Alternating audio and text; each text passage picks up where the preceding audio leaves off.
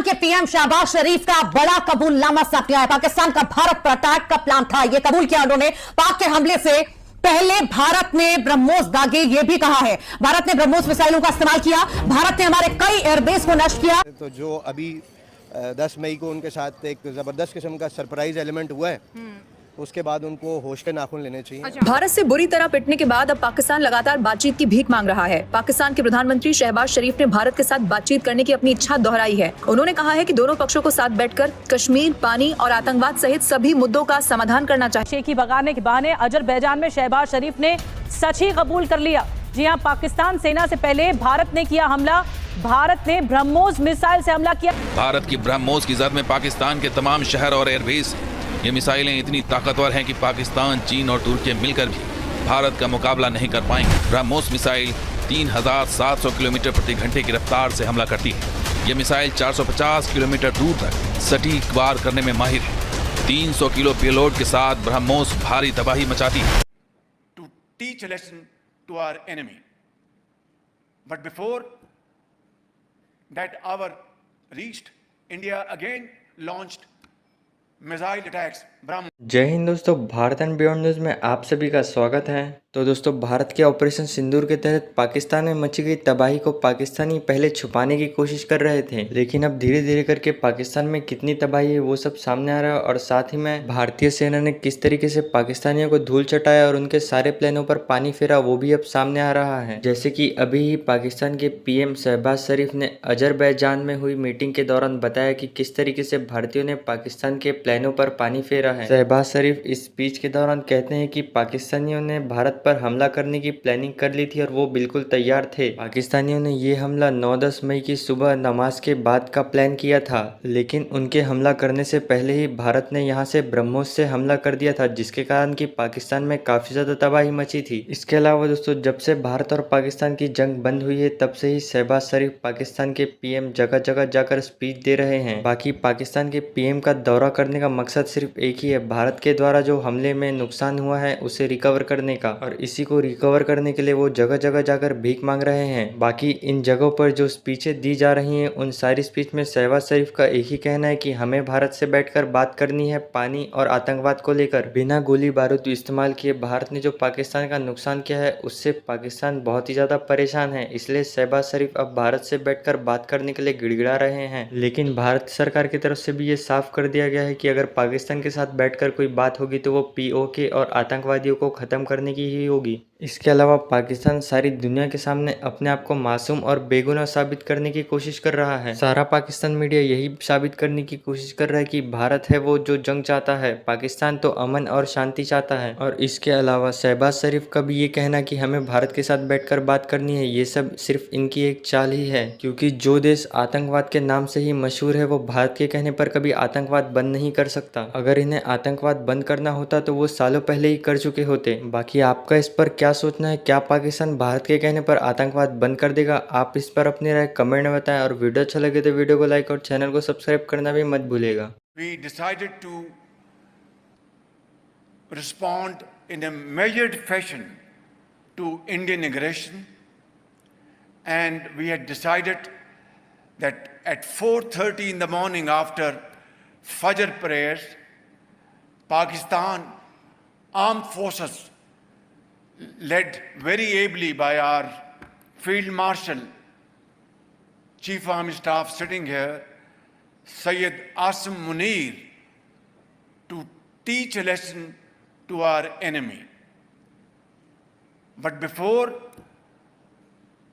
that hour reached, India again launched missile attacks, BrahMos, and hit Pakistan's various provinces.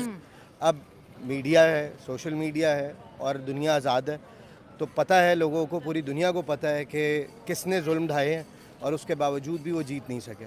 अब आ जाएँ, जो राजनाथ साहब फरमा रहे हैं कि वो कब्ज़ा कर लेते हैं, तो जो अभी 10 मई को उनके साथ एक ज़बरदस्त किस्म का सरप्राइज़ एलिमेंट हुआ है, उसके बाद उनको होश के नाखून लेने चाहिए।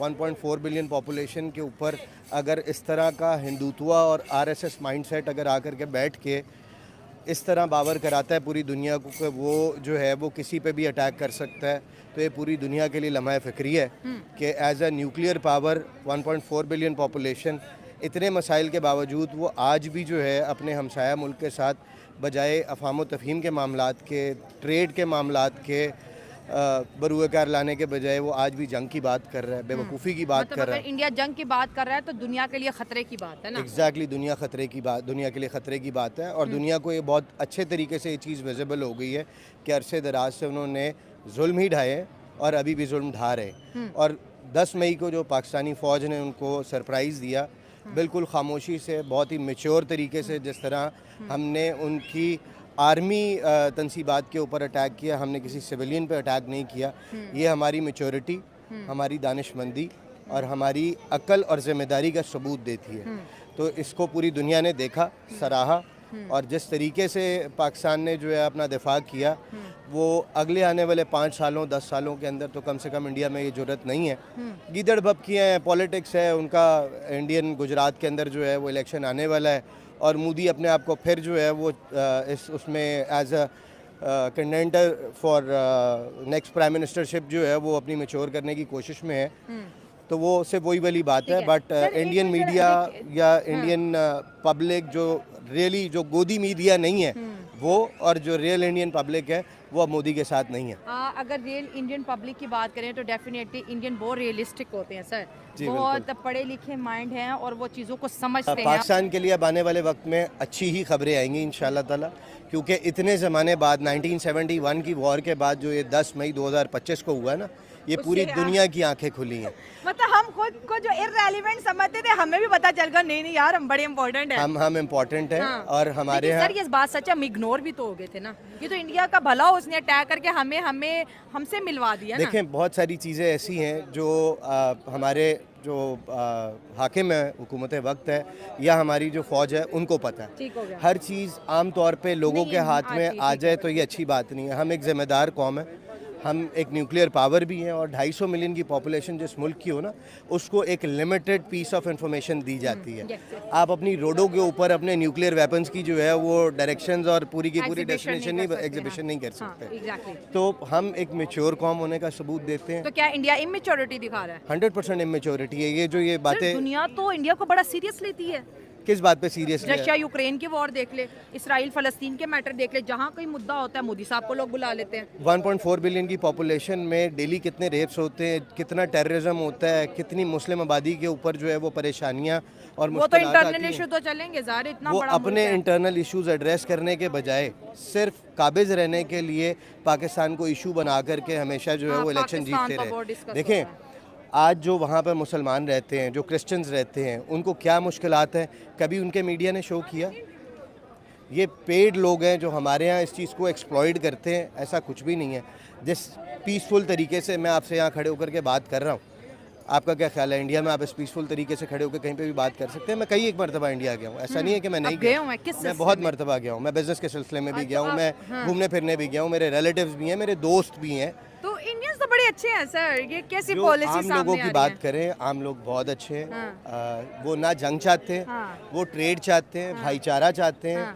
जब आपकी बस चली थी तो आप देखें कि कितने लोग आया करते थे, समझौता एक्सप्रेस चली थी, क्या कुछ हुआ।